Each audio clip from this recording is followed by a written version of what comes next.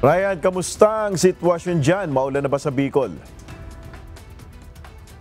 Yes, Nel, dito sa Camarines Sur, wala pang ulan o hangin na nararanasan sa ngayon at mainit pa ang panahon ngayon dito sa buong Bicol Region. Nel, bilang paghahanda sa posibleng epekto ng Bagyong Uwan sa Bicol Region, itinaas na ng Office of Civil Defense o OCD Region 5 ang Red Alert status upang maagang makapaghanda at makapag-deploy ng mga response team sa iba't ibang lugar.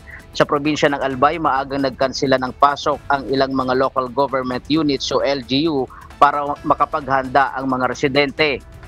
Sa Camarines Sur at Albay, nagpulong na ang Provincial Disaster Risk Reduction and Management Council o PDRRMC para talakayin ang mga estratehiya sa paghahanda at pagde-deploy ng mga tao at equipment para sa monitoring, response at rescue operations.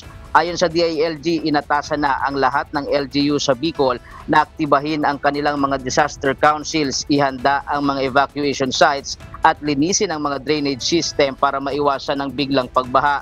Naglagay din ang OCD Region 5 ng standby funds at relief supplies kabilang ang 10 million pesos na nakalaan para sa mga apektado ng bagyo. Bagamat hindi direktang tatamaan ng Bagyong Uwan ang Bicol Region, inaasahang magdudulot ito ng malalakas na pag-ulan at hangin na maaaring magsanhi ng baha at landslide sa mga mabababang lugar.